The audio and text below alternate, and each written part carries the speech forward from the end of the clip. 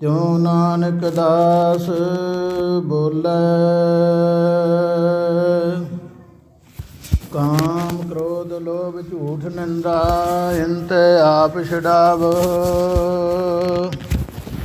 ਇਹ ਭੀਤਰ ਤੇ ਇਨ ਕੋ ਡਾਰੋ ਆਪਨ ਨਿਕਟ ਬਲਾਵੋ। ਆਪਣੀ ਬੇਦ ਆਪ ਜਨਾਵੋ।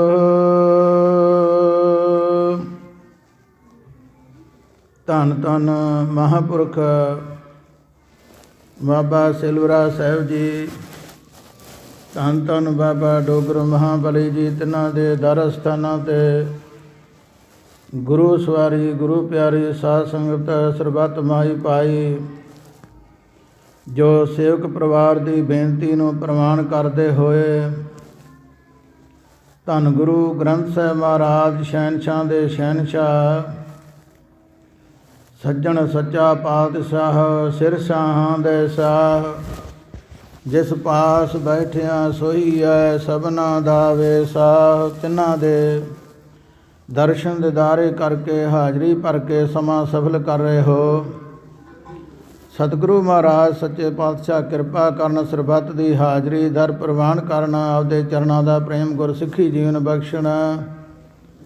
ਗੁਰੂ ਪਿਆਰੀ ਸਾਧ ਸੰਗਤ ਪਰਿਵਾਰ ਵੱਲੋਂ ਜੋ ਹੁਕਮ ਹੋਇਆ ਹੈ, ਕੁਝ ਸਮੇਂ ਵਾਸਤੇ ਜੋ ਸਤਿਗੁਰਾਂ ਨੇ ਰਹਿਮਤ ਕੀਤੀ ਹੈ, ਪਰਸੋਂ ਰੋਜ਼ ਤੋਂ ਤੁਰਕੀ ਬਾਣੀ ਆਈ, ਤਿੰਨ ਸਗਲੀ ਚਿੰਤ ਮਟਾਈ ਦੇ ਪ੍ਰਵਾਹ ਆਰੰਭ ਹੋਏ। ਆਪ ਜੀ ਨੇ ਅਰਦਾਸ ਬੇਨਤੀ ਵਿੱਚ ਸ਼ਾਮਲ ਹੋ ਕਰਕੇ ਸਤਿਗੁਰਾਂ ਦਾ ਫਰਮਾਨ ਸਰਵਣ ਕੀਤਾ ਹੈ। ਇਸ ਦੇ ਨਾਲ ਕੋਈ ਸਾਂਝ ਪਾਉਣ ਵਾਸਤੇ ਨਿਮਾਣੇ ਨਿਤਾਣੇ ਅਣਜਾਣ ਜੀਵ ਦੀ ਹਾਜ਼ਰੀ ਪ੍ਰਵਾਨ ਕਰਨੀ। ਵਾਹਿਗੁਰੂ ਜੀ ਕਾ ਖਾਲਸਾ, ਵਾਹਿਗੁਰੂ ਜੀ ਕੀ ਫਤਿਹ।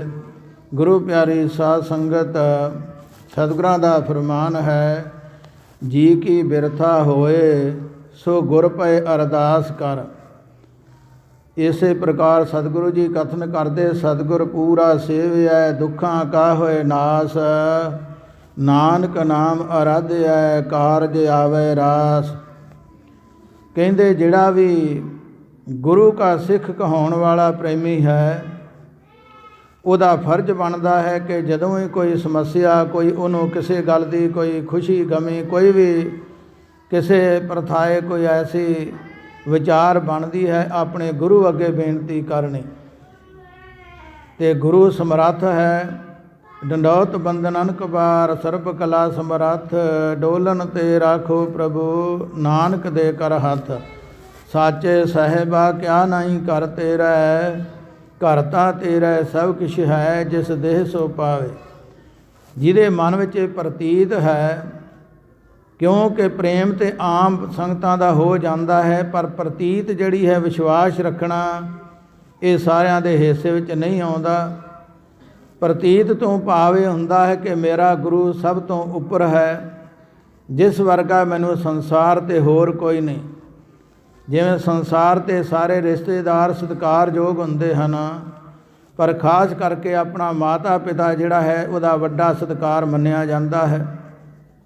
ਸਤਿਗੁਰਾਂ ਨੇ ਇਹ ਵੀ ਕਹਿ ਦਿੱਤਾ ਹੈ, ਭਾਵੇਂ ਗੁਰੂ ਦੇ ਪ੍ਰਥਾਏ ਹੈ, ਪਰ ਪ੍ਰਮਾਣ ਸਤਿਗੁਰਾਂ ਨੇ ਉਦਾਹਰਨ ਉਹ ਦਿੱਤੀ ਹੈ ਜਿਹੜੀ ਕੁਝ ਨਾਲ ਮੇਲ ਖਾਂਦੀ ਹੋਵੇ। ਗੁਰਦੇਵ ਮਾਤਾ, ਗੁਰਦੇਵ ਪਿਤਾ, ਗੁਰਦੇਵ ਸਵਾਮੀ ਪਰਮੇਸ਼ਰਾ।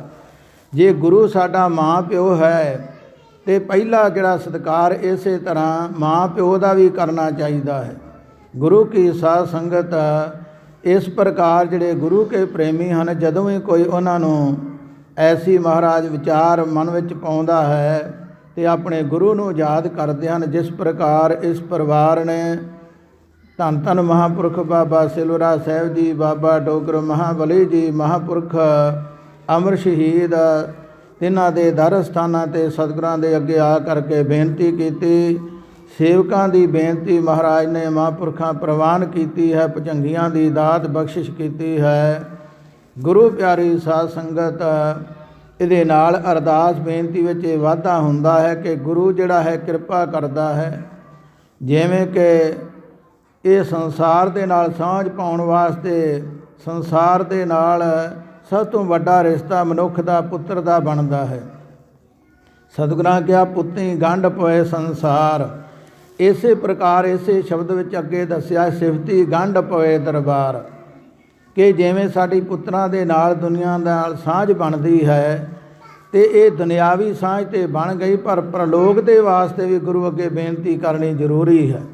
ਤੇ ਜਿਹੜਾ ਪਰਮੇਸ਼ਰ ਦੀ ਨਾਲ ਸਿਫਤ ਕਰਦਾ ਹੈ, ਉਹਦੇ ਅੱਗੇ ਬੇਨਤੀ ਕਰਦਾ ਹੈ, ਤੇ ਫਿਰ ਸਤਿਗੁਰੂ ਜੀ ਇਹ ਵੀ ਕਿਰਪਾ ਕਰਦੇ, ਜੇ ਭੁਜੰਗੀ ਬਖਸ਼ਦੇ ਹਨ ਤੇ ਨਾਲ ਸਾਡੀ ਇਹ ਬੇਨਤੀ ਹੁੰਦੀ ਹੈ, ਜੇ ਗੁਰੂ ਕਿਰਪਾ ਕਰੇ ਮਹਾਰਾਜ ਆਪਣੀ ਇਹ ਦਾਤ ਐਸੀ ਬਖਸ਼ਣਾ ਕਰ ਜੋ ਸੰਸਾਰ ਨਾਲ ਵੀ ਸਾਂਝ ਬਣ ਸਕੇ, ਤੇ ਜਿਹੜਾ ਤੂੰ ਇਹ ਸਾਡੇ 'ਤੇ ਕਿਰਪਾ ਕਰਕੇ ਪਰਉਪਕਾਰ ਕੀਤਾ ਹੈ, ਭੁਜੰਗੀਆਂ ਦੀ ਦਾਤ ਬਖਸ਼ੀ ਹੈ, ਇਹਨਾਂ ਦੀ ਲੰਮੀ ਆਰਜਾ ਮਾਤਾ ਪਿਤਾ ਦੇ ਆਗਿਆਕਾਰੀ ਤੇ ਗੁਰਸਿੱਖੀ ਜੀਣ ਵਾਲੇ ਹੋਣ, ਤਾਂ ਕਿ ਸੰਸਾਰ 'ਤੇ ਆਉਣਾ ਸਫਲ ਹੋ ਸਕੇ।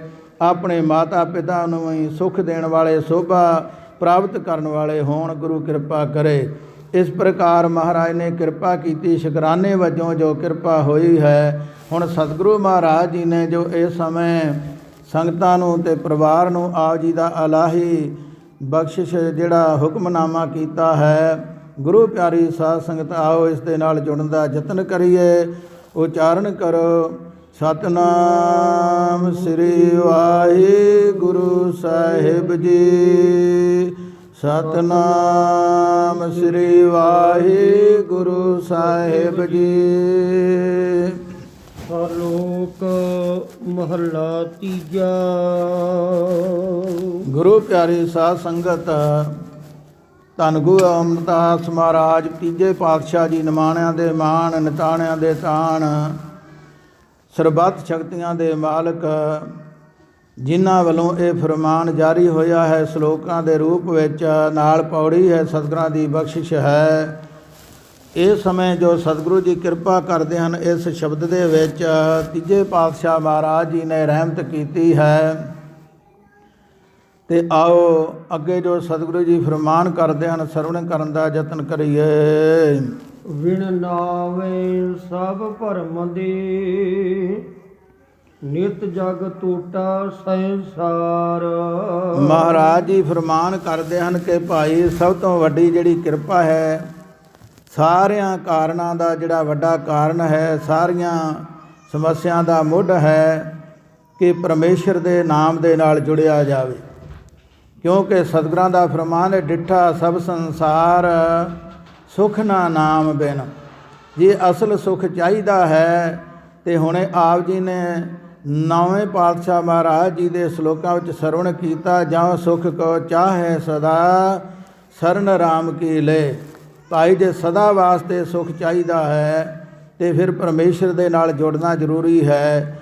ਤੇ ਜਿਹਦੇ ਕੋਲ ਪਰਮੇਸ਼ਰ ਦਾ ਨਾਮ ਆ ਗਿਆ, ਸਭ ਤੋਂ ਵੱਡਾ ਉਹਦਾ ਸਹਾਰਾ ਹੈ। ਜਿੱਥੇ ਕੋਈ ਮਾਤਾ ਪਿਤਾ ਰਿਸ਼ਤੇਦਾਰ ਕੋਈ ਵੀ ਨਹੀਂ ਪਹੁੰਚ ਸਕਦਾ, ਹਰ ਸਮੇਂ ਹਰ ਥਾਂ 'ਤੇ ਉੱਥੇ ਉਹ ਨਾਮ ਸਹਾਰਾ ਬਣਦਾ ਹੈ। ਤਾਂ ਹੀ ਸਤਿਗੁਰਾਂ ਨੇ ਕਿਹਾ ਸ਼ਬਦ ਗੁਰੂ ਸੁਰਤ ਧੁਨ ਚੇਲਾ। ਇਸ ਕਰਕੇ ਸ਼ਬਦ ਦੀ ਸਭ ਤੋਂ ਵੱਡੀ ਦਾਤ ਹੈ, ਜਿਹਨੂੰ ਗੁਰੂ ਕਾ ਉਪਦੇਸ਼ ਮਿਲ ਗਿਆ, ਹਰ ਥਾਂ 'ਤੇ ਉਹਦੀ ਸਹਾਇਤਾ ਕਰਦਾ ਹੈ। ਜਿਵੇਂ ਫੌਜੀ ਫੌਜ ਵਿੱਚ ਡਿਊਟੀ ਕਰਦੇ ਹਨ, ਇਹਨਾਂ ਨੂੰ ਹਦਾਇਤ ਹੁੰਦੀ ਹੈ ਕਿ ਸਭ ਤੋਂ ਵੱਡਾ ਇੱਕ ਆਪਣੇ ਅਫਸਰ ਦੇ ਹੁਕਮ ਦੇ ਵਿੱਚ ਰਹਿਣਾ, ਦੂਜਾ ਆਪਣੇ ਸ਼ਸਤਰ ਨੂੰ ਅੰਗ ਸੰਗ ਸਹਾਰਾ ਸਮਝਣਾ। ਸਭ ਤੋਂ ਵੱਡਾ ਇਹਨਾਂ ਕੋਲੇ ਸਹਾਰਾ ਹੁੰਦਾ ਹੈ। ਇਸੇ ਪ੍ਰਕਾਰ ਸਤਿਗੁਰੂ ਜੀ ਕਹਿੰਦੇ ਭਾਈ ਜਿਹੜਾ ਨਾਮ ਹੈ ਸਾਰਿਆਂ ਮਸਲਿਆਂ ਦਾ ਇਹ ਹੱਲ ਕਰ ਸਕਦਾ ਹੈ। ਤੇ ਸਤਿਗੁਰੂ ਜੀ ਕਹਿੰਦੇ ਜੇ ਨਾਮ ਦੇ ਨਾਲ ਨਹੀਂ ਜੁੜੇ ਤੇ ਬਾਕੀ ਜੋ ਵੀ ਕਰਮ ਹਨ ਉਹਨਾਂ ਚਿਰੋਂ ਲੇਖੇ ਵਿੱਚ ਨਹੀਂ ਆਉਂਦੇ। ਕਲਯੁਗ ਦੀ ਇਹ ਮਰਜ਼ਾਦਾ ਹੈ। ਪਿਛਲੇ ਸਮੇਂ ਵਿੱਚ ਭਾਵੇਂ ਕੋਈ ਜੱਗ ਕਰਕੇ ਸਮਾਂ ਸਫਲ ਕਰ ਲੈਂਦਾ ਸੀ, ਕੋਈ ਯਾਤਰਾ ਕਰਦਾ ਸੀ, ਹੋਰ ਕੋਈ ਇਸ ਪ੍ਰਕਾਰ ਕਈ ਤਰ੍ਹਾਂ ਦੇ ਵਰਤ ਰੱਖਦਾ ਸੀ। ਵੱਖ-ਵੱਖ ਸਮੇਂ ਦੀ ਮਰਜ਼ਾਦਾ ਹੈ, ਪਰ ਕਲਯੁਗ ਦੀ ਮਰਜ਼ਾਦਾ ਸਤਿਗੁਰਾਂ ਕਿਹਾ ਪੁੰਨ ਦਾਨ ਅਨੇਕ ਕਰਨੀ, ਨਾਮ ਤੁਲਨਾ ਸਮਸਰੇ। ਕਲ ਮੈਂ ਇਹੋ ਪੁੰਨ ਗੁਣ ਗੋਬਿੰਦ ਗਾਏ। ਕਲਯੁਗ ਦੇ ਵਿੱਚ ਸਭ ਤੋਂ ਵੱਡਾ ਇਹੀ ਪੁੰਨ ਹੈ, ਦਾਨ ਹੈ ਕਿ ਪਰਮੇਸ਼ਰ ਦੇ ਗੁਣ ਗਾਉਣੇ, ਉਹਦਾ ਨਾਮ ਜਪਣਾ। ਤੇ ਮਹਾਰਾਜ ਤੀਜੇ ਪਾਤਸ਼ਾਹ ਜੀ ਫਰਮਾਉਂਦੇ ਹਨ, ਭਾਈ ਜੇ ਕੋਲ ਨਾਮ ਨਹੀਂ ਤੇ ਸਾਰਾ ਸੰਸਾਰ ਹੋਰ ਥਾਵਾਂ 'ਤੇ ਭਟਕਦਾ ਹੈ। ਜਿਵੇਂ ਇੱਕ ਦਿਨ ਸਿੰਘ ਸਾਹਿਬ ਪੁਜਾਰੀ ਸਾਹਿਬ ਸੱਚਖੰਡ ਹਜ਼ੂਰ ਸਾਹਿਬ ਵਾਲਿਆਂ ਦਾ ਬਚਨ ਸੁਣਿਆ ਸੀ। ਮਹਾਰਾਜ ਨੇ ਕਿਰਪਾ ਕੀਤੀ। ਉਹ ਕਹਿੰਦੇ ਸਾਡੇ ਕੋਲ ਕਈ ਪ੍ਰੇਮੀ ਆਉਂਦੇ ਹਨ ਕਿ ਸਾਡਾ ਇਹ ਮਹਾਂਪੁਰਖੋ ਫਲਾਣਾ ਕਾਰਜ ਨਹੀਂ ਹੁੰਦਾ, ਆਹ ਕਾਰਜ ਨਹੀਂ ਹੁੰਦਾ, ਕਿਰਪਾ ਕਰੋ ਇਹ ਕੰਮ ਸਾਡਾ ਸਫਲ ਹੋ ਜਾਵੇ। ਉਹ ਕਹਿੰਦੇ ਜੇ ਉਹਨਾਂ ਨੂੰ ਬੇਨਤੀ ਕਰੀਦੀ ਹੈ, ਦੱਸੀਦਾ ਹੈ ਕਿ ਭਾਈ ਨਾਮ ਜਪੋ, ਬਾਣੀ ਪੜ੍ਹੋ। ਉਹ ਕਹਿੰਦੇ ਸੇਵਾ ਜਿੰਨੀ ਕਹੋ ਅਸੀਂ ਮਾਇਆ ਦੇ ਸਕਦੇ ਹਾਂ, ਸਾਡੇ ਕੋਲ ਬਾਣੀ ਪੜ੍ਹਨੀ ਅਤੇ ਨਾਮ ਜਪਣ ਵਾਲਾ ਕੰਮ ਨਹੀਂ ਹੁੰਦਾ, ਚਾਰਨ ਕਰੋ ਸ੍ਰੀ ਵਾਹਿਗੁਰੂ। ਅਤੇ ਉਹ ਕਹਿੰਦੇ ਭਾਈ ਸਭ ਤੋਂ ਵੱਡਾ ਇਹੀ ਇਲਾਜ ਹੈ, ਜਿਹੜਾ ਕੋਈ ਕੰਮ ਸਿਰੇ ਨਹੀਂ ਚੜ੍ਹ ਸਕਦਾ ਉਹਦੇ ਵਾਸਤੇ ਸਭ ਤੋਂ ਵੱਡਾ ਇਹੀ ਯਤਨ ਹੈ। ਜੇ ਇਹ ਅਸੀਂ ਕੰਮ ਨਹੀਂ ਕਰਦੇ, ਜਿਵੇਂ ਜੀਰੋ ਦੀ ਕੋਈ ਕੀਮਤ ਨਹੀਂ, ਉਹੀ ਜੀਰੋ ਕਿਸੇ ਅੱਖਰ ਦੇ ਨਾਲ ਲਾ ਦਈਏ ਅਤੇ ਅੱਖਰ ਨੂੰ 10-10 ਗੁਣਾ ਵਧਾਈ ਜਾਂਦੀ ਹੈ, ਇੰਨੀ ਵੱਡੀ ਉਹਦੀ ਕੀਮਤ ਹੋ ਜਾਂਦੀ ਹੈ। ਇਸ ਕਰਕੇ ਸਤਿਗੁਰਾਂ ਕਿਹਾ ਯਾਤਰਾ ਕਰਨੀ, ਤੀਰਥ ਦੇ ਦਾਨ ਪੁੰਨ ਕਰਨਾ, ਕੋ ਹੋਰ ਐਸਾ ਪਰਉਪਕਾਰ ਦਾ ਕੰਮ ਕਰਨਾ, ਉਹ ਸਫਲ ਤਾਂ ਹੈ ਜੇ ਪਰਮੇਸ਼ਰ ਦਾ ਨਾਮ ਨਾਲ ਹੈ। ਨਹੀਂ ਤੇ ਜੀਵ ਕਈ ਤਰ੍ਹਾਂ ਭਟਕਦੇ ਫਿਰਦੇ ਹਨ, ਫਿਰ ਵੀ ਸ਼ਾਂਤੀ ਨਹੀਂ ਆਉਂਦੀ ਹੈ। ਮਨਮੁਖ ਕਰਮਕ ਮਾਮਣੇ ਹਉਮੈ ਅੰਧ ਗੁਬਾਰ। ਗੁਰਮੁਖ ਉਹ ਹੈ ਜਿਹੜਾ ਹਰ ਵੇਲੇ ਗੁਰੂ ਦੀ ਆਗਿਆ ਨੂੰ ਮੰਨਦਾ ਹੈ, ਗੁਰੂ ਨੂੰ ਸਾਹਮਣੇ ਆਪਣੇ ਹਾਜ਼ਰ ਨਾਜ਼ਰ ਸਮਝ ਕੇ ਕੋਈ ਕੰਮ ਕਰਦਾ ਹੈ, ਕਿਸੇ ਪਾਸੇ ਚੱਲਦਾ ਹੈ। ਅਤੇ ਮਨਮੁਖ ਉਹ ਹੈ ਜਿਹੜਾ ਗੁਰੂ ਦੀ ਆਗਿਆ ਦੀ ਪਰਵਾਹ ਨਹੀਂ ਕਰਦਾ, ਜੋ ਮਨ ਕਹਿੰਦਾ ਹੈ ਉਹ ਕੰਮ ਕਰਦਾ ਹੈ। ਇਸੇ ਕਾਰਨ ਅਸੀਂ ਗੁਰੂ ਦੇ ਹੁਕਮ ਤੋਂ ਉਲਟ ਹੋ ਜਾਂਦੇ ਹਾਂ, ਸਾਡਾ ਮਨ ਨਹੀਂ ਕਰਦਾ। ਸਭ ਤੋਂ ਪਹਿਲਾ ਕੰਮ ਅੰਮ੍ਰਿਤ ਵੇਲੇ ਉੱਠਣਾ। ਅੰਮ੍ਰਿਤ ਵੇਲੇ ਉੱਠਣਾ ਜਿਹੜਾ ਹੈ ਆਪਣਾ ਸੀਸ ਕੁਰਬਾਨ ਕਰਨ ਦੇ ਬਰਾਬਰ ਸਮਝਿਆ ਜਾਂਦਾ ਹੈ, ਕਿਉਂਕਿ ਉਸ ਵੇਲੇ ਉਦਮ ਕਰਨਾ ਜਿਹੜਾ ਸਾਰਿਆਂ ਦੇ ਹਿੱਸੇ ਵਿੱਚ ਨਹੀਂ। ਸਾਰੀ ਰਾਤ ਮਨੁੱਖ ਜਾਗਦਾ ਰਵੇ, ਪਰ ਜਦੋਂ ਅੰਮ੍ਰਿਤ ਵੇਲਾ ਹੁੰਦਾ ਉਦੋਂ ਪਤਾ ਲੱਗਦਾ ਹੈ ਕਿਹੜਾ ਜਾਗਦਾ ਹੈ। ਰੱਬ ਦੇ ਪਿਆਰੇ ਜਾਗਦੇ ਹਨ, ਪਿੰਨੀ ਰੈਣੜੀਏ ਚਮਕਣ ਤਾਰੇ, ਅਤੇ ਬਾਕੀ ਸੰਸਾਰ ਦੇ ਲੋਕ ਸਾਰੇ ਫਿਰ ਉਸ ਟਾਈਮ 'ਤੇ ਸੌਂ ਜਾਂਦੇ ਹਨ। ਅਤੇ ਸਤਿਗੁਰੂ ਜੀ ਕਹਿੰਦੇ ਇਸ ਕਰਕੇ ਭਗਤ ਤੇਰੇ ਦਰ ਸਹੁੰਦੇ, ਸਤਿਗੁਰੂ ਜੀ ਕਹਿੰਦੇ ਉਹ ਸੋਭਦੇ ਹਨ ਜਿਹੜੇ ਰਾਤ ਨੇ ਤੇਰਾ ਜਸ ਕਰਦੇ ਹਨ। ਅਤੇ ਮਹਾਰਾਜ ਜੀ ਕਥਨ ਕਰਦੇ ਹਨ ਕਿ ਇਸ ਕਰਕੇ ਭਾਈ ਮਨਮੁਖ ਜਿਹੜੇ ਆਪਣੀ ਮਨ ਦੀ ਮਰਜ਼ੀ ਕਰਦੇ ਹਨ, ਆਪਣੀ ਹਉਮੈ ਦੇ ਵਿੱਚ, ਹੰਕਾਰ ਦੇ ਵਿੱਚ, ਹਨੇਰੇ ਵਿੱਚ ਭਟਕਦੇ ਹਨ, ਜਿਹੜਾ ਅਸਲ ਰਸਤਾ ਹੈ ਉਹਨੂੰ ਛੱਡ ਜਾਂਦੇ ਹਨ। ਕਿਉਂਕਿ ਸਤਿਗੁਰਾਂ ਦਾ ਫਰਮਾਨ ਹੈ ਕਲ ਯੁਗ ਮੈਂ ਘੋਰ ਅੰਧਾਰ ਹੈ, ਮਨਮੁਖ ਰਾਹ ਨਾ ਕੋਈ। ਜਿਹੜੇ ਆਪਣੇ ਮਨ ਦੀ ਮਰਜ਼ੀ ਕਰਨ ਵਾਲੇ ਉਹਨਾਂ ਨੂੰ ਅਸਲੀ ਰਸਤਾ ਨਹੀਂ ਲੱਭਦਾ, ਹੋਰ ਥਾਵਾਂ 'ਤੇ ਭਟਕਦੇ ਹਨ, ਦੱਸਣਾ ਕੁਝ, ਜਾਣਾ ਕਿਤੇ, ਝੂਠ ਬੋਲਣਾ, ਕੰਮ ਵੀ ਉਲਟ ਕਰਨਾ। ਪਰ ਜਿਹੜੇ ਗੁਰਮੁਖ ਹਨ ਉਹ ਗੁਰੂ ਕੀ ਆਗਿਆ ਵਿੱਚ ਚੱਲਦੇ ਹਨ ਅਤੇ ਗੁਰੂ ਦੀ ਸੋਭਾ ਕਰਦੇ ਹਨ।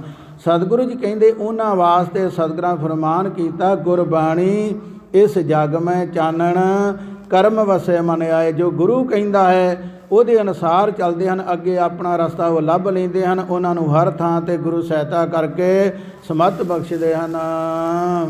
ਗੁਰਮੁਖ ਅੰਮ੍ਰਿਤ ਪੀਵਣਾ ਨਾਨਕ ਸ਼ਬਦ ਵਿਚਾਰ। ਜਿਹੜੇ ਗੁਰੂ ਕੇ ਪਿਆਰੇ ਹਨ, ਸਦਾ ਗੁਰੂ ਕੇ ਹੁਕਮ ਵਿੱਚ ਚੱਲਣ ਵਾਲੇ, ਉਹ ਨਾਮ ਅੰਮ੍ਰਿਤ ਦੇ ਪਿਆਰੇ ਹਨ। ਕਿਉਂਕਿ ਦੋਵੇਂ ਚੀਜ਼ਾਂ ਇਹ ਜੁੜੀਆਂ ਹਨ। ਸਤਿਗੁਰਾਂ ਨੇ ਗੁਰੂ ਕਲਗੀਧਰ ਪਾਤਸ਼ਾਹ ਜੀ ਨੇ ਵੀ ਇਹ ਬਖਸ਼ਿਸ਼ ਕੀਤੀ ਹੈ। ਉੱਥੋਂ ਖੰਡੇ ਬਾਟੇ ਦਾ ਅੰਮ੍ਰਿਤ ਤਿਆਰ ਹੋਇਆ। ਕਈ ਕਹਿੰਦੇ ਪਹਿਲਾਂ ਕਿਹੜਾ ਅੰਮ੍ਰਿਤ ਛਕਾਇਆ ਜਾਂਦਾ ਸੀ। ਭਾਈ ਅਸੀਂ ਬਾਣੀ ਨੂੰ ਪੜ੍ਹੀਏ, ਸਾਡੀ ਸਮਝਣ ਦੀ ਘਾਟ ਹੈ। ਅੰਮ੍ਰਿਤ ਪਹਿਲਾਂ ਵੀ ਛਕਾਇਆ ਜਾਂਦਾ ਸੀ। ਭਾਈ ਗੁਰਦਾਸ ਜੀ ਨੇ ਬੜਾ ਖੋਲ੍ਹ ਕੇ ਇਹ ਸਾਰਾ ਨਿਰਣਾ ਕੀਤਾ ਹੈ। ਅਤੇ ਸਤਿਗੁਰੂ ਜੀ ਉਸ ਵੇਲੇ ਕਿਰਪਾ ਕਰਦੇ ਸਨ, ਚਰਨਾਮਤ ਦਿੰਦੇ ਸਨ। ਅਤੇ 10ਵੇਂ ਪਾਤਸ਼ਾਹ ਮਹਾਰਾਜ ਜੀ ਨੇ ਵੱਡਾ ਪਰਉਪਕਾਰ ਕੀਤਾ ਸਦਾ ਵਾਸਤੇ। ਉਹ ਕਹਿਣ ਲੱਗੇ ਸਾਡੇ ਨਾਲੋਂ, ਸਾਡੇ ਸਰੀਰ ਨਾਲੋਂ ਵੀ ਸਭ ਤੋਂ ਵੱਡਾ ਤੁਹਾਨੂੰ ਸਹਾਰਾ ਬਖਸ਼ ਦਿੰਦੇ ਹਾਂ, ਅਤੇ ਭਾਈ ਜਿਹੜਾ ਇਸ ਹੁਕਮ ਨੂੰ ਮੰਨੇਗਾ ਉਹ ਸਦਾ ਚੜ੍ਹਦੀ ਕਲਾ ਵਿੱਚ ਰਹੇਗਾ। ਅਤੇ ਮਹਾਰਾਜ ਨੇ ਕਿਰਪਾ ਕੀਤੀ, ਆਗਿਆ ਭਈ ਅਕਾਲ ਕੀ ਤਬੇ ਚਲਾਇਓ ਪੰਥ, ਸਭ ਸਿੱਖਣ ਕੋ ਹੁਕਮ ਹੈ ਗੁਰੂ ਮਾਨਿਓ ਗ੍ਰੰਥ। ਇਸ ਕਰਕੇ ਸੱਚੇ ਪੂਰੇ ਗੁਰੂ ਦੀ ਸ਼ਰਨ ਵਿੱਚ ਲਾ ਦਿੱਤਾ।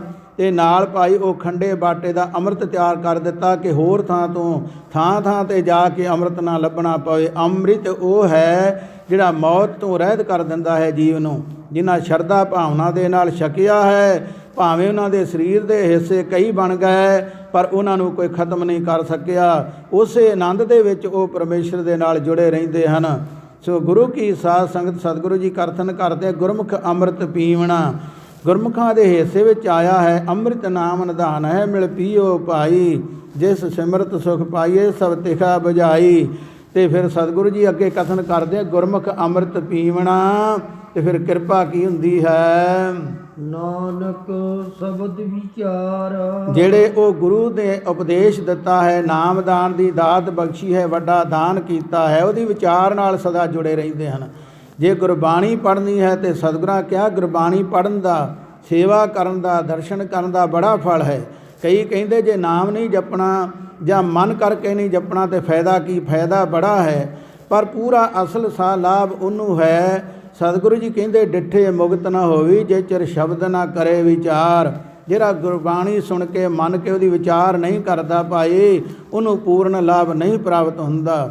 ਕਿਉਂਕਿ ਜਦੋਂ ਭਾਈ ਗੁਰਦਾਸ ਜੀ ਨੇ ਪਹਿਲਾਂ ਇਹ ਬਾਣੀ ਲਿਖੀ ਹੈ ਗੁਰੂ ਮਹਾਰਾਜ ਪੰਜਵੇਂ ਪਾਤਸ਼ਾਹ ਜੀ ਦੇ ਹੁਕਮ ਨਾਲ, ਤੇ ਉਸ ਵੇਲੇ ਭਾਈ ਬੰਨੋ ਜੀ ਨੂੰ ਕਿਹਾ ਸੀ, ਉਹਨਾਂ ਦਾ ਬੜਾ ਪਿਆਰਾ ਸੇਵਕ ਸੀ ਜਿਹਦਾ ਗੁਜਰਾਤ ਵਿੱਚ ਟਿਕਾਣਾ ਦੱਸਿਆ ਗਿਆ ਹੈ, ਮਾਂਗਟ ਉਹਦਾ ਟਿਕਾਣਾ ਹੈ।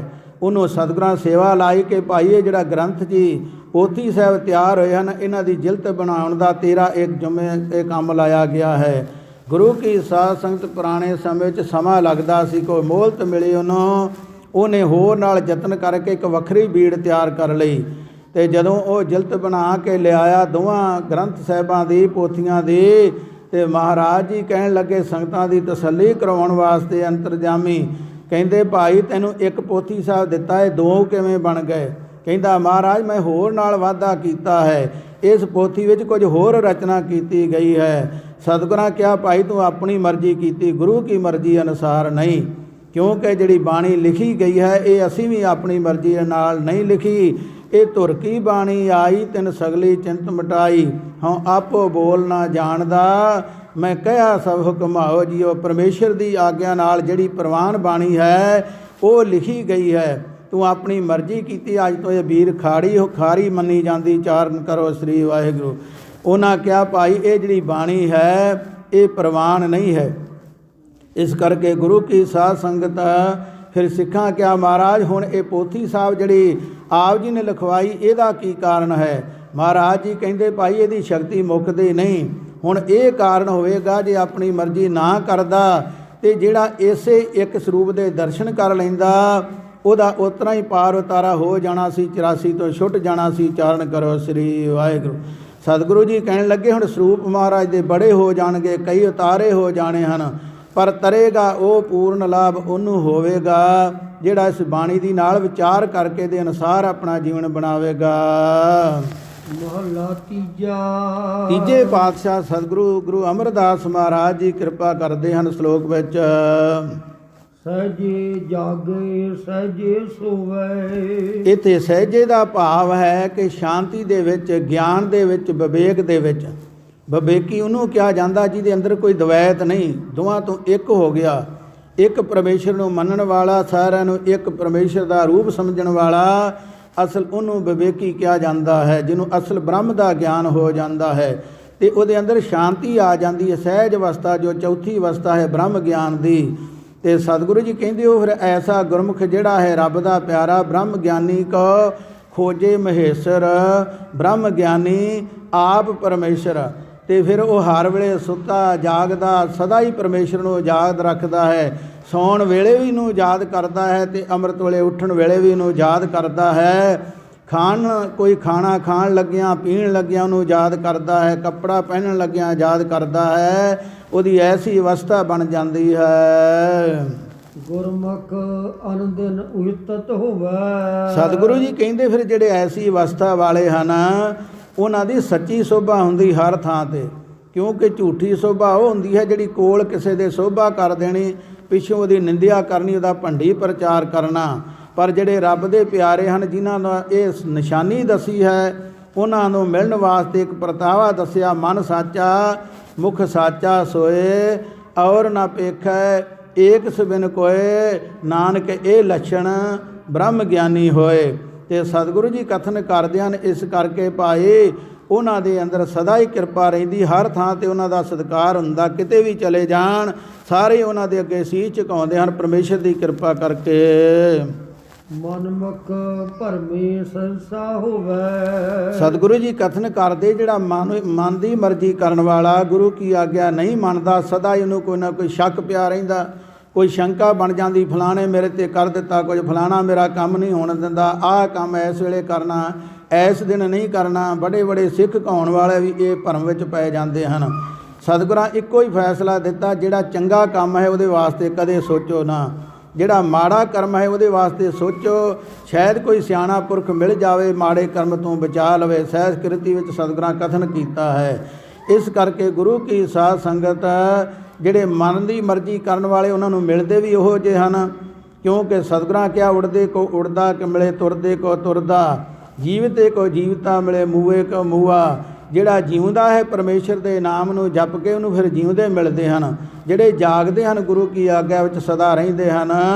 ਜਿਹੜੇ ਦੂਜੇ ਹਨ, ਉਹਨਾਂ ਨੂੰ ਉਹੋ ਜਿਹੀਆਂ ਸਲਾਹਾਂ ਦੇਣ ਵਾਲੇ ਭਰਮ ਵਿੱਚ ਪਾ ਦਿੰਦੇ ਹਨ। ਭਰਮ ਪਾਉਣਾ ਕਿਸੇ ਨੂੰ ਬੜਾ ਸੌਖਾ ਹੈ ਅਤੇ ਕੱਢਣਾ ਬੜਾ ਔਖਾ ਹੈ। ਭਰਮ ਪੂਰਾ ਗੁਰੂ ਹੀ ਕੱਢ ਸਕਦਾ, ਹੋਰ ਕੋਈ ਕੱਢ ਨਹੀਂ ਸਕਦਾ। ਅਤੇ ਸਤਿਗੁਰੂ ਜੀ ਕਹਿੰਦੇ, ਜਿੰਨਾ ਚਿਰ ਭਰਮ ਮਨ ਵਿੱਚ ਰਹਿ ਗਿਆ, ਜੀਵ ਕਦੇ 84 ਤੋਂ ਛੁੱਟ ਨਹੀਂ ਸਕਦਾ। ਇਹ ਭਰਮ ਭੁਲੇਖਾ ਜਿਹੜਾ ਗੁਰੂ ਹੀ ਕੱਢ ਸਕਦਾ ਹੈ। ਅੰਤਰ ਚਿੰਤਾ ਨੀਂਦ ਨਾ ਸੋਵੈ। ਹੁਣ ਭਰਮ ਪੈ ਗਿਆ, ਮਨ ਵਿੱਚ ਕੋਈ ਸ਼ੱਕ ਪੈ ਗਿਆ। ਰਾਤ ਦਿਨੇ ਉਹ ਸ਼ੱਕ ਦੇ ਵਿੱਚ, ਸਹਿਸਾ ਦੇ ਵਿੱਚ ਜੀਵ ਸਦਾ ਹੀ ਦੁਖੀ ਰਹਿੰਦਾ, ਪਰੇਸ਼ਾਨ ਰਹਿੰਦਾ ਹੈ। ਨੀਂਦ ਨਹੀਂ ਆਉਂਦੀ। ਸੋਚਦਿਆਂ ਸੋਚਦਿਆਂ ਆਪਣੇ ਸਰੀਰ 'ਤੇ ਰੋਗ ਲਾ ਲੈਂਦਾ ਹੈ। ਅਤੇ ਚਿੰਤਾ ਦਾ ਕੋਈ ਦਾਰੂ ਨਹੀਂ। ਉਹਨੂੰ ਡਾਕਟਰ ਦੱਸ ਤੇ ਦੇਣਗੇ ਤੈਨੂੰ ਟੈਨਸ਼ਨ ਹੈ, ਪਰ ਉਹਦਾ ਇਲਾਜ ਜਿਹੜਾ ਗੁਰੂ ਤੋਂ ਬਿਨਾਂ ਕੋਈ ਨਹੀਂ ਕਰ ਸਕਦਾ। ਇਹ ਗੁਰੂ ਹੀ ਕਿਰਪਾ ਕਰਕੇ ਉਹਨੂੰ ਛੁਡਾ ਦਿੰਦਾ ਹਉਮੈ ਤੋਂ। ਇਹ ਹਉਮੈ ਕਰਕੇ ਸਾਰੇ ਰੋਗ ਇਹ ਝੋਰੇ ਸੰਸਾ ਲੱਗਦੇ ਹਨ। ਸਤਿਗੁਰਾਂ ਤਾਂ ਹੀ ਕਿਹਾ, ਇਹ ਸੰਸਾਰ ਵਿਕਾਰ ਸੰਸੇ ਮੈਂ ਤਰਿਓ ਬ੍ਰਹਮ ਗਿਆਨੀ, ਜਿਸੇ ਜਗਾਏ ਪਿਆਏ ਇਹੋ ਰਸ, ਅਕਥ ਕਥਾ ਤਿਨ ਜਾਨੀ। ਸੋ ਉਹਨਾਂ 'ਤੇ ਕਿਰਪਾ ਹੁੰਦੀ, ਬਾਕੀ ਸੰਸਾਰ ਸਹਿਸਾ ਵਿੱਚ ਰਹਿ ਜਾਂਦਾ ਹੈ। ਗਿਆਨੀ ਜਾਗੇ ਸਭੇ ਸੁਭਾਏ। ਸਤਿਗੁਰੂ ਜੀ ਹੁਣ ਗਿਆਨੀ ਦੀ ਗੱਲ ਕਰਦੇ। ਅਸਲ ਗਿਆਨੀ ਉਹਨੂੰ ਕਿਹਾ ਜਾਂਦਾ ਜਿਹਨੂੰ ਕਿਸੇ ਵੀ ਧਰਮ ਦੀ ਕੋਈ ਗੱਲ ਪੁੱਛ ਲਵੇ, ਉਹਨੂੰ ਹਰ ਧਰਮ ਦਾ ਗਿਆਨ ਹੋਵੇ ਅਤੇ ਪਰਮੇਸ਼ਰ ਦੇ ਨਾਲ ਉਹਨੂੰ ਪੂਰਾ ਮਿਲਾਪ ਹੋ ਗਿਆ ਹੋਵੇ, ਅਸਲ ਨਕਲ ਦਾ ਪਤਾ ਲੱਗ ਜਾਵੇ, ਜਿਹਨੂੰ ਤੱਤਵੇਤਾ ਕਿਹਾ ਜਾਂਦਾ ਹੈ। ਜਿਹਨੂੰ ਬ੍ਰਹਮ ਨਾਲ ਮਿਲਾਪ ਹੋ ਗਿਆ, ਅਸਲ ਗਿਆਨ ਉਹਨੂੰ ਹੈ। ਅਤੇ ਨਾਵੇਂ ਪਾਤਸ਼ਾਹ ਇੱਕ ਇਸ ਤਰ੍ਹਾਂ ਵੀ ਨਿਸ਼ਾਨੀ ਦੱਸਦੇ ਹਨ, ਭੈ ਕਾਹੂ ਕਉ ਦੇਤ ਨੈ ਪੈ ਮਾਨਤ ਆਨ, ਕਹੋ ਨਾਨਕ ਸੁਨ ਰੇ ਮਨਾ। ਗਿਆਨੀ ਤਾਹੇ ਬਖਾਨ। ਉਹਦੇ ਕੋਲ ਕੋਈ ਤਾਕਤ ਆ ਜਾਵੇ, ਉਹ ਮਾੜੇ ਬੰਦੇ ਨੂੰ ਡਰਾਉਂਦਾ ਨਹੀਂ ਕਿ ਤੈਨੂੰ ਮੈਂ ਬੜਾ ਇਹ ਗੱਲ ਦਾ ਤੈਨੂੰ ਤੇ ਜਿਹੜਾ ਫਲ ਭੁਗਤਾਵਾਂਗਾ। ਅਤੇ ਜੇ ਉਹਦੇ ਕੋਲ ਕੋਈ ਹੋਰ ਆਣ ਕੇ ਰੋਹ ਪਾਉਣਾ ਚਾਹਵੇ ਤਾਂ ਉਹਦੇ ਕੋਲ ਡਰਦਾ ਵੀ ਨਹੀਂ। ਇਸ ਕਰਕੇ ਨਾ ਉਹ ਡਰਦਾ ਹੈ ਕਿਸੇ ਕੋਲੋਂ, ਨਾ ਡਰਾਉਂਦਾ ਹੈ, ਕਿਉਂਕਿ ਉਹਦੇ ਅੰਦਰ ਨਿਰਭਉ ਨਿਰਵੈਰ ਦਾ ਨਾਮ ਵਸਦਾ ਹੈ। ਸਤਿਗੁਰੂ ਜੀ ਕਹਿੰਦੇ ਹਨ, ਗਿਆਨੀ ਜਾਗੇ ਸਵੇ ਸੁਭਾਏ। ਗਿਆਨੀ ਹਰ ਹਾਲਤ ਵਿੱਚ ਸਹਿਜ ਸੁਭਾਅ ਜੋ ਕਰਦਾ ਇਹਦੇ ਵਾਸਤੇ ਬੋਝ ਨਹੀਂ। ਅਸੀਂ ਪਾਠ ਵੀ ਇੱਕ ਕਰਨਾ ਹੋਵੇ ਉਹ ਵੀ ਨਹੀਂ ਹੁੰਦਾ, ਉਹ ਵੀ ਬੜਾ ਬੋਝ ਸਮਝਦੇ ਹਾਂ। ਪਰ ਸਾਡੇ ਨਾਲੋਂ ਵਿਦੇਸ਼ ਦੇ ਲੋਕ ਕਈ ਐਸੇ ਪ੍ਰੇਮੀ ਬਣ ਗਏ ਜਿਨ੍ਹਾਂ ਨੇ ਬੜਾ ਆਪਣਾ ਖੁਸ਼ੀ ਦੇ ਵਿੱਚ ਅੰਦਰ ਦਾ ਭੇਦ ਜ਼ਾਹਰ ਕੀਤਾ ਕਿ ਭਾਈ ਸਾਨੂੰ ਗੁਰੂ ਕੀ ਸਿੱਖੀ ਧਾਰਨ ਕਰਕੇ ਬੜਾ ਆਨੰਦ ਮਿਲਿਆ ਹੈ। ਸਾਨੂੰ ਅਜੇ ਅਫਸੋਸ ਹੈ ਕਿ ਕਿੰਨਾ ਸਮਾਂ ਅਸੀਂ ਐਵੇਂ ਗਵਾ ਲਿਆ। ਜਿੰਨਾ ਗੁਰਸਿੱਖੀ ਦੇ ਵਿੱਚ ਲਾਭ ਹੈ, ਸਭ ਤੋਂ ਸਾਨੂੰ ਉੱਤਮ ਇਹ ਫਲ ਪ੍ਰਾਪਤ ਹੋਇਆ ਹੈ। ਨਾਨਕ ਨਾਮ ਰਤਿਆਂ ਬਲ ਜਾਓ। ਮਹਾਰਾਜ ਜੀ ਕਥਨ ਕਰਦੇ, ਭਾਈ ਫਿਰ ਇੱਕ ਤੇ ਹੁੰਦਾ ਨਾਮ ਅਜੇ ਤੱਕ ਮਿਲਿਆ ਨਹੀਂ, ਗੁਰੂ ਵਾਲੇ ਬਣੇ ਨਹੀਂ। ਇੱਕ ਹੁੰਦਾ ਨਾਮ ਲੈ ਕੇ ਉਹ ਸਾਨੂੰ ਭੁੱਲ ਗਿਆ ਮੂਲ ਮੰਤਰ ਕੀ ਹੈ ਅਤੇ ਗੁਰ ਮੰਤਰ ਕੀ ਹੈ। ਮੂਲ ਮੰਤਰ ਤੋਂ ਲੜੀ ਜਾਂਦੇ ਲੋਕ, ਪਰ ਸਿਆਣੇ ਪੁਰਖ ਕਹਿੰਦੇ ਭਾਈ ਜਪੋ ਤੇ ਸਹੀ। ਜਪਦਿਆਂ ਜਪਦਿਆਂ ਆਪੇ ਤੁਹਾਨੂੰ ਰਸਤਾ ਲੱਭ ਜਾਵੇਗਾ, ਮਨ ਦਾ ਭੁਲੇਖਾ ਨਿਕਲ ਜਾਵੇਗਾ। ਅਤੇ ਸਤਿਗੁਰੂ ਜੀ ਕਥਨ ਕਰਦੇ ਹਨ, ਇਸ ਕਰਕੇ ਇਹ ਜਿਹੜਾ ਭੁਲੇਖਾ ਹੈ ਮਹਾਰਾਜ ਆਪ ਕਿਰਪਾ ਕਰਕੇ ਕੱਢਦਾ ਹੈ। ਅਤੇ ਫਿਰ ਕਹਿੰਦੇ ਹਨ, ਉਹ ਜਿਹੜਾ ਨਾਮ ਹੈ ਜਿਨ੍ਹਾਂ ਨੇ ਜਪਿਆ ਹੈ ਉਹਨਾਂ ਨੂੰ ਫਿਰ ਗੂੜਾ ਰੰਗ ਚੜ੍ਹ ਜਾਂਦਾ। ਨਾ ਮੈਲਾ ਨਾ ਭੰਗਵਾ, ਨਾ ਮੈਲਾ ਨਾ ਧੁੰਦਲਾ, ਨਾ ਭਗਵਾ ਨਾ ਕੱਚ, ਨਾਨਕ ਲਾਲੋ ਲਾਲ ਹੈ, ਸੱਚੇ ਰਤਾ ਸੱਚ ਰਤੇ ਸਈ, ਜੇ ਮੁਖ ਨਾ ਮੋੜਨ ਜਿਨੀ ਸੁਝਾਤਾ ਸਾਈਂ। ਸਤਿਗੁਰੂ ਜੀ ਕਹਿੰਦੇ ਅਸਲ ਜਿਨ੍ਹਾਂ ਨੂੰ ਰੰਗ ਚੜ੍ਹ ਗਿਆ ਉਹ ਕਦੇ ਮਹਾਰਾਜ ਦੇ ਲੜ ਨੂੰ ਛੱਡਦੇ ਨਹੀਂ, ਕਦੇ ਉਹਨਾਂ ਟੁੱਟਦਾ ਨਹੀਂ ਪ੍ਰੇਮ। ਟੁੱਟਦੇ ਉਹ ਹਨ ਜਿਨ੍ਹਾਂ ਨੂੰ ਅਜੇ ਜੁੜਨ ਦੀ ਜਾਚ ਨਹੀਂ ਆਈ। ਸਤਿਗੁਰੂ ਜੀ ਕਥਨ ਕਰਦੇ, ਇਸ ਕਰਕੇ ਜਿਨ੍ਹਾਂ ਨੂੰ ਨਾਮ ਦਾ ਰੰਗ ਚੜ੍ਹ ਗਿਆ, ਜੁੜ ਗਏ, ਉਹਨਾਂ ਤੋਂ ਬਲਿਹਾਰ ਜਾਂਦੇ ਹਨ ਕਿ ਉਹ ਧਨ ਹਨ। ਪੌੜੀ ਮਹਾਰਾਜ ਜੀ ਹੁਣ ਸ਼ਲੋਕਾਂ ਦਾ ਜਿਹੜਾ ਆਪਣੇ ਤਰੀਕੇ ਦੇ ਨਾਲ ਸੁਚੱਜੇ ਢੰਗ ਦੇ ਨਾਲ ਖੁਲਾਸਾ ਕਰਕੇ ਸਾਨੂੰ ਪੌੜੀ ਦੇ ਵਿੱਚ ਦੱਸ ਰਹੇ ਹਨ। ਸੇ ਹਰ ਨਾਮ ਧਿਆਵੇ ਜੋ ਹਰ ਰਤਿਆ। ਸਤਿਗੁਰੂ ਜੀ ਉਹੀ ਪੁਸ਼ਟੀ ਫਿਰ ਕਰ ਰਹੇ ਹਨ ਬਚਨ ਦੀ। ਕਹਿੰਦੇ ਭਾਈ ਅਸਲ ਜਿਹਦੇ ਅੰਦਰ ਪ੍ਰੇਮ ਦਾ ਰੰਗ ਚੜਿਆ ਹੈ ਅਤੇ ਉਹੀ ਨਾਮ ਨੂੰ ਜਪ ਸਕਦਾ ਹੈ। ਕਿਉਂਕਿ ਸਭ ਤੋਂ ਵੱਡੀ ਨਿਸ਼ਾਨੀ ਹੈ ਮਨ ਸਾਫ ਦੀ। ਅਸੀਂ ਕਹਿੰਦੇ ਨੇ ਮਨ ਸਾਫ ਹੋਣਾ ਚਾਹੀਦਾ। ਨਾਮ ਜਪਿਆ, ਸਿਮਰਨ ਕੀਤਿਆਂ, ਅੰਮ੍ਰਿਤ ਛਕਿਆ ਕੋਈ ਜ਼ਿਆਦੀ ਗੱਲ ਨਹੀਂ, ਮਨ ਸਾਫ ਹੋਵੇ। ਪਰ ਜਿਨ੍ਹਾਂ ਨੇ ਇਹ ਮਰਜ਼ਾਦਾ ਬਣਾਈ ਉਹਨਾਂ ਦਾ ਮਨ ਮੈਲਾ ਨਹੀਂ ਸੀ। ਇਸ ਕਰਕੇ ਜਿਹੜਾ ਉਹਨਾਂ ਦੀ ਆਗਿਆ ਹੀ ਨਹੀਂ ਮੰਨਦਾ, ਮਨ ਸਾਫ ਕਿਵੇਂ ਹੋਇਆ? ਮਨ 'ਚ ਤੇ ਆਪਣੀ ਮਰਜ਼ੀ ਹੈ। ਜੇ ਗੁਰੂ ਦੀ ਆਗਿਆ ਅਜੇ ਤੱਕ ਮੰਨੀ ਨਹੀਂ ਤੇ ਗੁਰੂ ਦਾ ਸਿੱਖ ਕਿਵੇਂ ਬਣਿਆ? ਮਨ ਸਾਫ ਕਿਵੇਂ ਹੋਇਆ? ਸਤਿਗੁਰੂ ਜੀ ਕਥਨ ਕਰਦੇ ਇਸ ਕਰਕੇ ਭਾਈ, ਇਹ ਸਤਿਗੁਰੂ ਜੀ ਕਥਨ ਕਰਦੇ ਇਹ ਪੌੜੀ ਦੇ ਵਿੱਚ ਇਹ ਜਿਹੜਾ ਸ਼ਲੋਕ ਹੈ ਕਿ ਭਾਈ ਜਿਨ੍ਹਾਂ ਨੂੰ ਨਾਮ ਦਾ ਰੰਗ ਚੜ੍ਹ ਗਿਆ ਹੈ ਉਹਨਾਂ ਨੇ ਉਹਨੂੰ ਯਾਦ ਕੀਤਾ ਹੈ ਤੇ ਉਹੀ ਧਿਆ ਸਕਦੇ ਹਨ ਜਿਨ੍ਹਾਂ ਨੂੰ ਬਾਣੀ, ਨਾਮ, ਕਥਾ, ਕੀਰਤਨ ਮਿੱਠਾ ਲੱਗਦਾ ਹੈ। ਇਸ ਸਮੇਂ ਦੇ ਵਿੱਚ ਨਾ ਤਾਂ ਕੋਈ ਬਹੁਤਾ ਮਿੱਠਾ ਹੀ ਸਾਰੇ ਖਾ ਸਕਦੇ ਹਨ ਤੇ ਨਾ ਹੀ ਮਿੱਠਾ ਨਾਮ ਜਪ ਸਕਦੇ ਹਨ, ਮਿੱਠੀ ਬਾਣੀ ਦਾ ਆਨੰਦ ਮਾਣ ਸਕਦੇ ਹਨ। ਜੇ ਕਿਸੇ ਨੂੰ ਕਹਿੰਦਾ ਮਿੱਠਾ ਨਹੀਂ ਮੈਂ ਜ਼ਿਆਦਾ ਪਚਾ ਸਕਦਾ, ਭਾਈ ਪਰਮੇਸ਼ਰ ਦਾ ਨਾਮ ਵੀ ਮਿੱਠਾ ਹੈ ਤੇ ਜਿਹਨੂੰ ਮਿੱਠੀ ਇਹ ਬਾਣੀ, ਕਥਾ, ਕੀਰਤਨ ਲੱਗੇ ਸਮਝੋ ਉਹਦਾ ਮਨ ਤੰਦਰੁਸਤ ਹੈ। ਹਰ ਇੱਕ ਧਿਆਵੇ ਇੱਕੋ ਹਰ ਸੱਚਿਆ। ਫਿਰ ਉਹ ਥਾਂ ਥਾਂ ਤੇ ਨਹੀਂ ਕਹਿੰਦਾ, ਆਮ ਇਹੀ ਆ ਕੇ ਇੱਥੇ ਸ਼ਿਕਾਇਤ ਮਿਲਦੀ ਹੈ। ਕੋਈ ਕਹਿੰਦਾ ਮੈਂ ਫਲਾਣੇ ਥਾਂ ਜਾਣਾ, ਉੱਥੇ ਮਾੜੀ ਗੱਲ ਨਹੀਂ, ਫਲਾਣੇ ਮਹਾਂਪੁਰਖਾਂ ਕੋ ਗਿਆ, ਫਲਾਣੇ ਥਾਂ ਗਿਆ, ਸਾਰੇ ਸਤਿਕਾਰਯੋਗ, ਕੋਈ ਮਾੜਾ ਨਹੀਂ। ਭਾਈ ਕਿਸੇ ਦੇ ਕੋਲ ਮੋਟਰ ਵੀ ਹੋਵੇ, ਕਾਰ ਵੀ ਹੋਵੇ, ਬੱਸ ਵੀ ਹੋਵੇ, ਕਾਰ ਹੋਵੇ, ਮੋਟਰਸਾਈਕਲ ਹੋਵੇ ਤੇ ਭਾਵੇਂ ਹੋਰ ਕਿੰਨੀ ਮਸ਼ੀਨਰੀਆਂ ਹੋਣ, ਇੱਕ ਸਮੇਂ ਇੱਕ ਤੇ ਹੀ ਸਫ਼ਰ ਕੀਤਾ ਜਾਂਦਾ, ਸਾਰਿਆਂ ਤੇ ਨਹੀਂ। ਸਿਆਣਿਆਂ ਦਾ ਇਹ ਕਥਨ ਹੈ ਕਿ ਦੋ ਬੇੜੀਆਂ ਤੇ ਪੈਰ ਨਹੀਂ ਰੱਖੇ ਜਾ ਸਕਦੇ ਸਫ਼ਰ ਕਰਨ ਲਈ, ਤੇ ਉਹ ਪਾਣੀ ਤੋਂ, ਦਰਿਆ ਤੋਂ, ਭਵ ਸਾਗਰ ਤੋਂ ਪਾਰ ਉਹੀ ਹੋਵੇਗਾ ਜਿਹੜਾ ਇੱਕ ਜਹਾਜ਼ ਵਿੱਚ, ਇੱਕ ਬੇੜੀ ਵਿੱਚ ਸਵਾਰ ਹੋਵੇਗਾ। ਇੱਥੋਂ ਆਣ ਕੇ ਸਾਡੀ ਘਾਟ ਜਿਹੜੀ ਪੂਰੀ ਨਹੀਂ ਹੁੰਦੀ। ਅਸੀਂ ਬਾਹਰੋਂ ਸਾਰੇ ਕਹਿੰਦੇ ਸੀ ਇੱਕ ਨੂੰ ਮੰਨਦੇ ਹਾਂ, ਇੱਕ ਤੇ ਭਰੋਸਾ ਰੱਖਣ ਵਾਲਾ ਵੀ ਸਤਿਗੁਰਾਂ ਕਹਿ ਦਿੱਤਾ ਉਹ ਅਨੇਕਾਂ ਦੇ ਵਿੱਚੋਂ ਇੱਕ ਹੀ ਹੁੰਦਾ ਹੈ, ਸਾਰੇ ਨਹੀਂ। ਇਸ ਕਰਕੇ ਉਹਦੀ ਰਹਿਣੀ ਬਹਿਣੀ ਇੱਕ ਹੈ, ਇੱਕ ਨੂੰ ਯਾਦ ਕਰਦਾ ਹੈ। ਕੋਈ ਵੀ ਬੇਨਤੀ ਕਰਨੀ ਹਮੇਸ਼ਾ ਇੱਕ ਅੱਗੇ ਕਰੇ। ਦਰਸ਼ਨ ਵੇਲਾ ਜਿੱਥੇ ਵੀ ਮਰਜ਼ਾਦਾ ਹੈ ਉੱਥੇ ਕਰਨਾ ਕੋਈ ਪਾਪ ਨਹੀਂ, ਪਰ ਮੰਗਣਾ ਹਮੇਸ਼ਾ ਇੱਕ ਥਾਂ ਤੋਂ ਇੱਕ ਟਿਕਾਣਾ ਬਣਾ ਕੇ ਇੱਕ ਕੋਲ ਹੀ ਅਰਦਾਸ ਕਰਨੀ ਚਾਹੀਦੀ ਹੈ। ਫਿਰ ਉਹਨੂੰ ਸਾਡਾ ਫਿਕਰ ਹੁੰਦਾ ਹੈ। ਉਹ ਤਾਂ ਹੀ ਕਿਹਾ ਜੇ ਤੂੰ ਮੇਰਾ ਹੋਏ ਰਹੇ ਸਭ ਜਗ ਤੇਰਾ ਹੋਏ। ਤੇ ਸਤਿਗੁਰੂ ਜੀ ਕਹਿੰਦੇ ਇੱਕ ਨੂੰ ਯਾਦ ਕਰਦਾ ਜਿਹਨੇ ਇੱਕ ਨੇ ਸਾਰੀ ਸ੍ਰਿਸ਼ਟੀ ਬਣਾਈ ਹੈ, ਇੱਕ ਨੇ ਸਭ ਕੁਝ ਬਖਸ਼ਣਾ ਹੈ, ਬਾਕੀ ਸਾਰੇ ਉਹਦੇ ਮੰਗਤੇ ਹਨ, ਉਹਦੇ ਕੋਲੋਂ ਮੰਗ ਕੇ ਆਪ ਦਾਤੇ ਬਣਦੇ ਹਨ। ਪਰ ਉਹ ਦਾਤਾ ਹੈ ਜਿਹੜਾ ਕਿਸੇ ਕੋਲੋਂ ਮੰਗਣ ਨਹੀਂ ਜਾਂਦਾ। ਹਰ ਇੱਕੋ ਵਰਤੇ ਇੱਕ ਉਤਪਤਿਆ। ਕਹਿੰਦੇ ਹਰ ਉਹ ਹੈ ਜਿਹੜਾ ਹਰ ਥਾਂ, ਹਰ ਸਮੇਂ, ਹਰ ਕਾਰਜ ਵਿੱਚ ਸਹਾਇਤਾ ਕਰ ਸਕੇ। ਇਹੋ ਜਿਹਾ ਕੋਈ ਸੰਸਾਰ 'ਤੇ ਨਾ ਹੈ, ਨਾ ਹੋਵੇਗਾ, ਨਾ ਪਹਿਲਾਂ ਸੀ।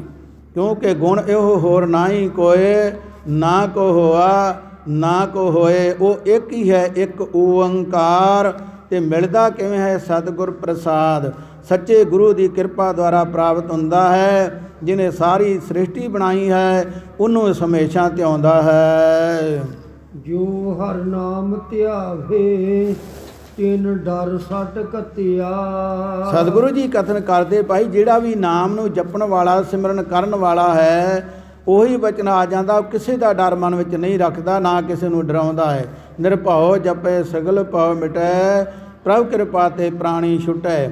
ਇਸ ਕਰਕੇ ਆਮ ਸਿਆਣਿਆਂ ਦੀ ਇਹ ਕਹਾਵਤ ਵੀ ਹੈ ਕਿ ਡਰਾਵੇਗਾ ਕਿਸੇ ਨੂੰ ਉਹ ਜਿਹੜਾ ਆਪ ਡਰਦਾ ਹੋਵੇਗਾ।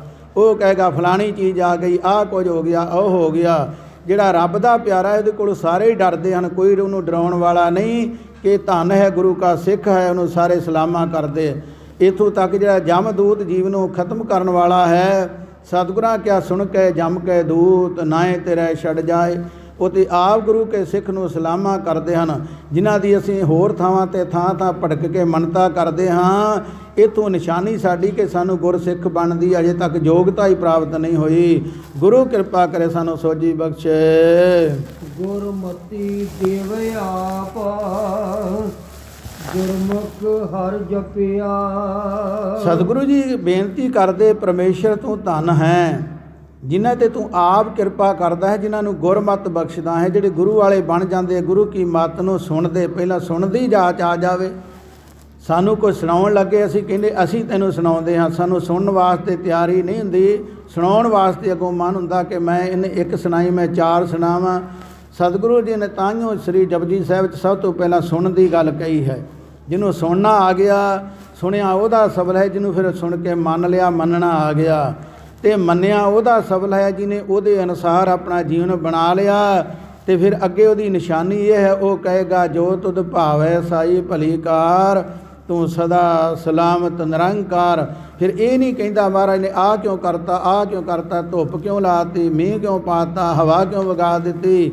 ਉਹ ਕਹੇਗਾ ਆਪੇ ਹਰ ਇੱਕ ਰੰਗ ਹੈ, ਆਪੇ ਬਹੁ ਰੰਗੇ, ਜੋ ਤਿਸ ਭਾਵੇ ਨਾਨਕਾ, ਸਾਈ ਗੱਲ ਚੰਗੀ। ਗੁਰੂ ਕੀ ਸਾਧ ਸੰਗਤ, ਇਸ ਕਰਕੇ ਮਹਾਰਾਜ ਜੀ ਨੇ ਇਸ ਫਰਮਾਨ ਦੇ ਵਿੱਚ ਮੁੱਖ ਕਾਰਨ ਇਹੀ ਦੱਸਿਆ ਹੈ ਕਿ ਭਾਈ ਗੁਰੂ ਕੀ ਸਿੱਖੀ ਜਿਹਨੂੰ ਪ੍ਰਾਪਤ ਹੋ ਜਾਵੇ, ਗੁਰੂ ਕਾ ਨਾਮ ਜਿਹੜਾ ਹੈ ਪ੍ਰਾਪਤ ਹੋ ਜਾਵੇ, ਗੁਰੂ ਕੀ ਸ਼ਰਨ ਵਿੱਚ ਆ ਜਾਵੇ, ਇਹੀ ਉਹਦੇ ਨਾਲ ਸਾਰੇ ਉਹਦੇ ਕਾਰਜ ਸਫਲ ਹੋ ਜਾਂਦੇ ਹਨ। ਮਹਾਰਾਜ ਕਿਰਪਾ ਕਰੇ ਤੇ ਉਹਦੇ ਅੱਗੇ ਬੇਨਤੀ ਕਰੀਏ, ਮਹਾਰਾਜ ਤੁਮਰੀ ਸ਼ਰਨ ਤੁਮਹਾਰੀ ਆਸਾ, ਤੁਮ ਹੀ ਸੱਜਣ ਸਹੇਲੇ, ਰਾਖੋ ਰਾਖਣ ਹਾਰ ਦਿਆਲਾ, ਨਾਨਕ ਕਰਕੇ ਗੋਲੇ ਦੇਹੋ ਸੱਜਣ ਅਸੀਸੜੀਆਂ, ਜੋ ਹੋਵੇ ਸਹਿਬਾਰ ਵੱਲੋਂ ਜਥਾ